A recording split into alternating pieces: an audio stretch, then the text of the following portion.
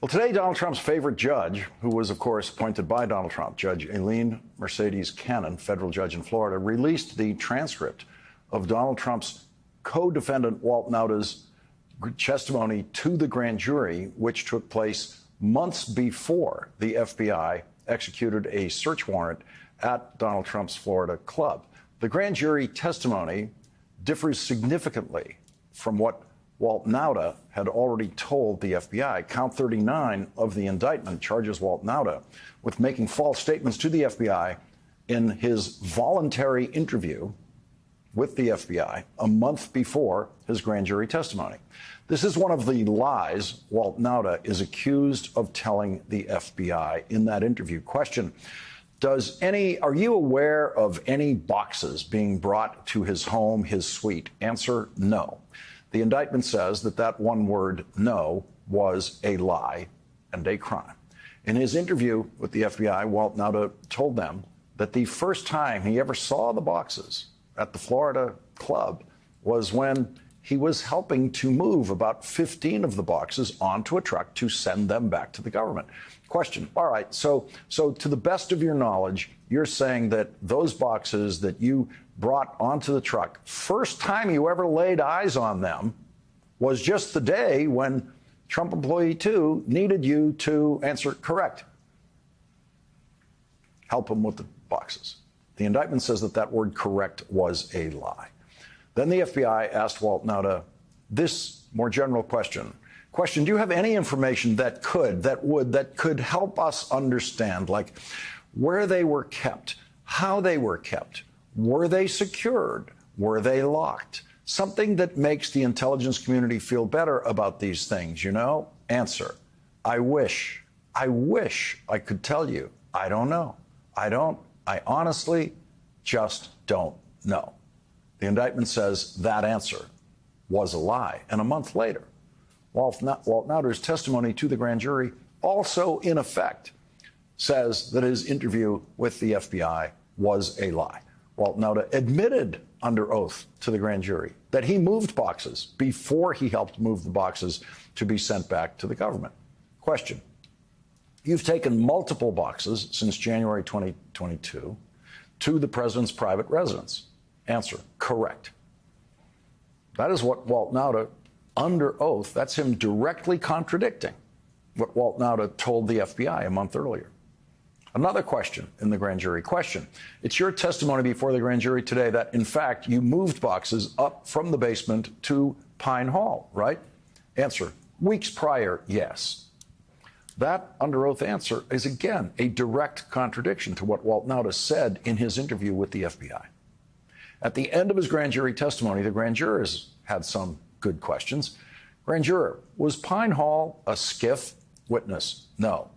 That's a very important question, important point to establish, get on the record, that the room called Pine Hall, where many of the boxes were, was not a secure location. Another grand juror asked: before you said that you did not know what was in any of the boxes, but some of them were labeled. So I guess what I'm confused about is, how is it that only the specific boxes with label pens are labeled, but none of the others were? Walt Nauta did not give an answer that made any sense, and it remained a mystery how he knew what boxes to bring upstairs to the boss when the boss asked for boxes. And so another grand juror picked up on that point. Grand juror: so you're instructed to take some of these boxes up to Pine Hall? Yes. Witness: correct. Grand juror: but you're not instructed to take any particular boxes? Witness: correct.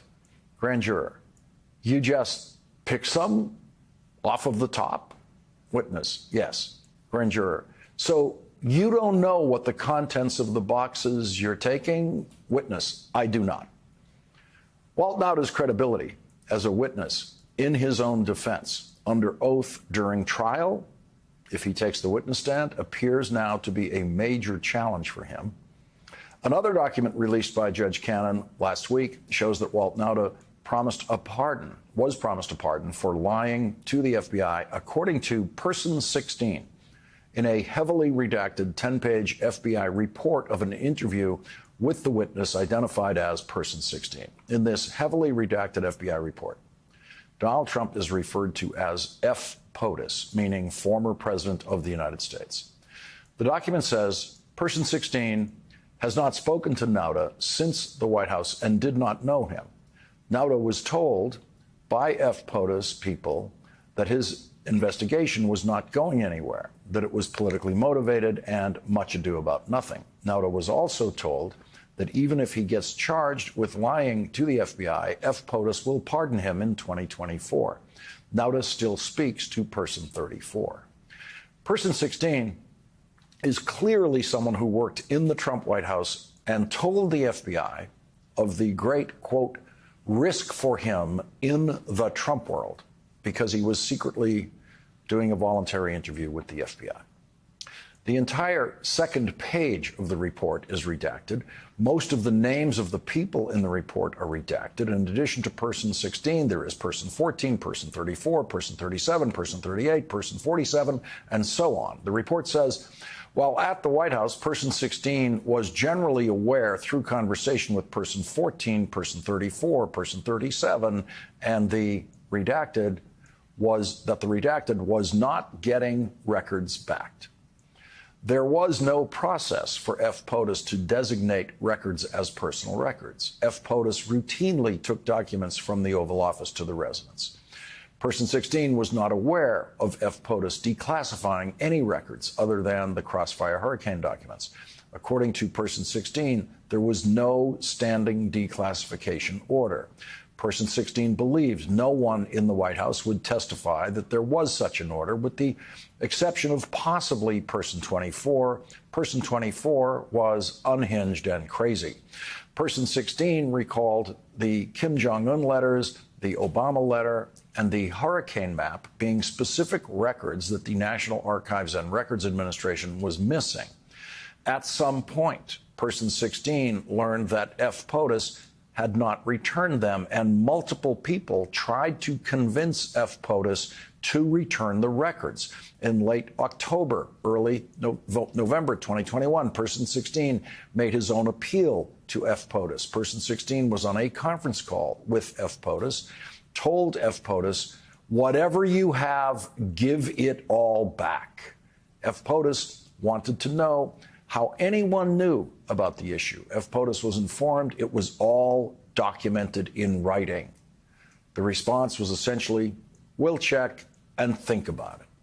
Person 16 spoke to multiple people around F. POTUS to send the message that he needed to give the stuff back, that it belonged to the U.S. government and was not worth all the aggravation.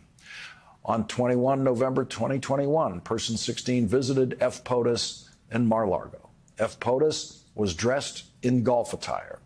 Person 16 told him, whatever you have, give everything back.